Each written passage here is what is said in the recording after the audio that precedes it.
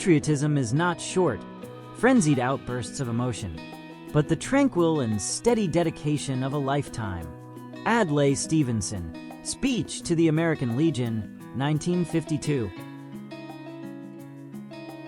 The motivations of New York's IRA gunrunners were as complex as the conflict they supported.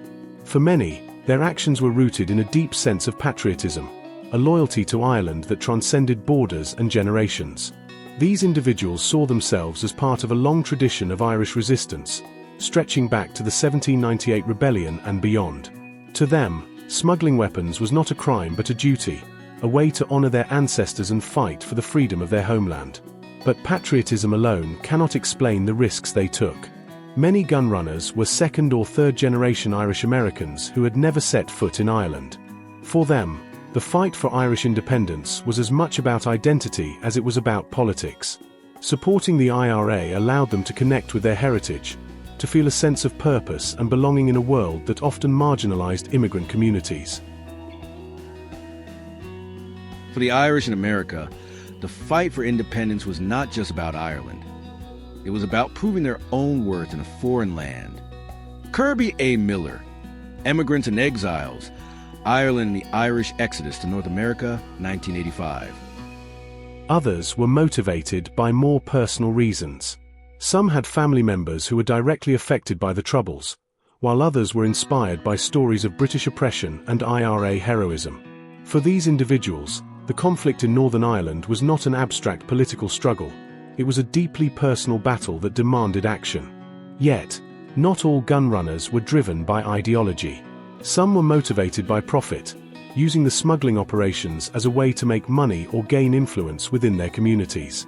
These individuals often operated on the fringes of the network, providing logistical support or acting as intermediaries without fully committing to the cause. The line between patriotism and self-interest is often blurred in times of conflict. Brendan O'Brien, The Long War, The IRA and Sinn Féin, 1995. The diversity of motivations within the gun-running network created both strength and tension. On one hand, it allowed the network to draw on a wide range of skills and resources, from the ideological commitment of activists to the practical expertise of smugglers. On the other hand, it created divisions and conflicts, as individuals with different goals and priorities clashed over strategy and tactics. Despite these challenges, the gunrunners were united by a shared belief in the importance of their work. Whether driven by patriotism, identity, or personal gain, they saw themselves as part of a larger struggle, one that transcended their individual motivations. This sense of purpose gave them the courage to take extraordinary risks and the resilience to overcome setbacks. In every revolution, there are those who fight for ideals and those who fight for themselves. Both are necessary, and both are judged by history. Margaret Ward, Unmanageable Revolutionaries, 1983.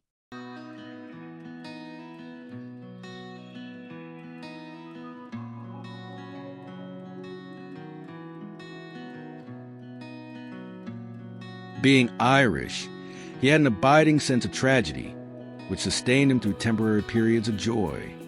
W.B. Yeats, The Collected Works of W.B. Yeats, 1933. Irish-American identity played a central role in the actions of the gunrunners.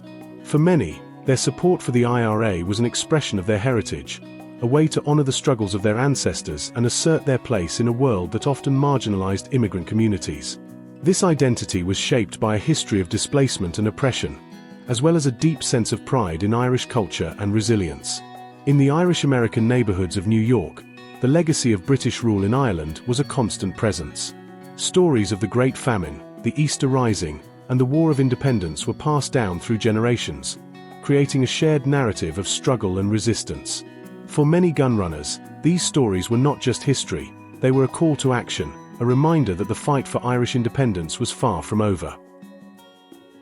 The Irish in America carried their history with them, and that history demanded action. Terry Galway, For the Cause of Liberty, 1,000 Years of Ireland's Heroes, 2000.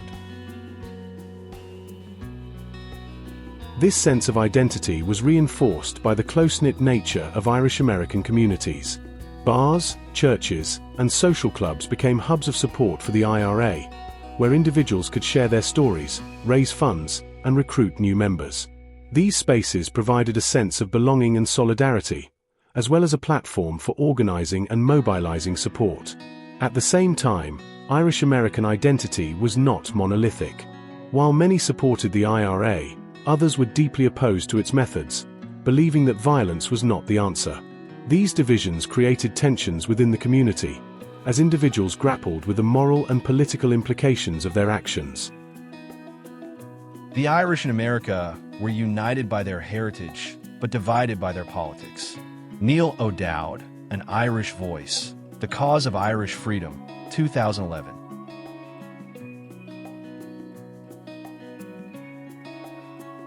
The role of Irish American identity in the gun-running network highlights the power of diaspora communities to shape global events. For the gun runners, their actions were not just about supporting the IRA, they were about asserting their own identity and place in the world. This dual motivation gave their work a unique intensity and complexity, as they navigated the intersection of personal, political, and cultural loyalties. Ultimately, the story of the gun runners is a story of identity, of what it means to be Irish, to be American, and to be part of a global struggle for justice. It is a story of pride and pain, of solidarity and division, of the enduring power of heritage to inspire action and shape history.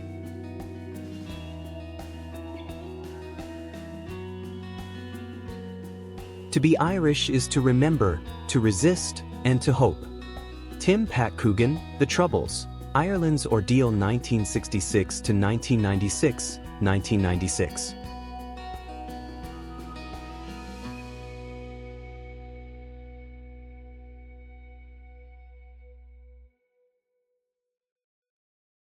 Faith is not just a matter of belief, it is a matter of action. Thomas Merton, No Man is an Island, 1955.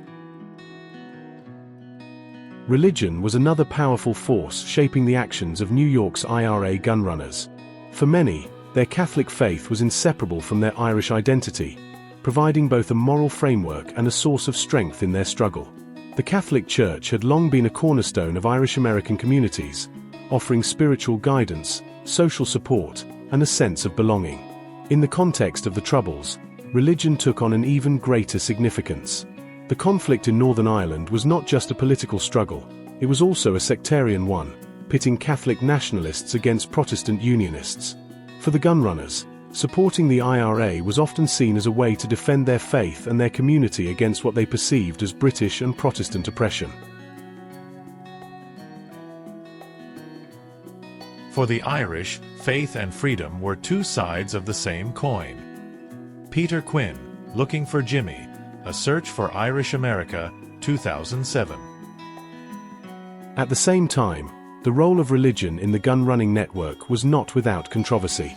While some Catholic leaders supported the IRA, others condemned its methods, arguing that violence was incompatible with the teachings of the Church. These divisions created moral dilemmas for the gun runners, as they struggled to reconcile their faith with their actions. Religion also played a practical role in the smuggling operations. Churches and religious organizations often served as meeting places and cover for the gun runners, providing a layer of protection against law enforcement. Priests and nuns were sometimes involved in the network, offering support and guidance to those on the front lines of the struggle. The church was both a sanctuary and a battleground in the fight for Irish independence. Margaret Ward, Unmanageable Revolutionaries, 1983.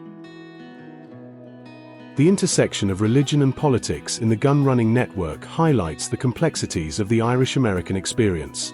For the gun runners, their faith was both a source of inspiration and a source of conflict, shaping their actions and their understanding of the world. Ultimately, the role of religion in the gun-running network reflects the broader themes of the Troubles, the interplay of identity, loyalty, and morality in a deeply divided world.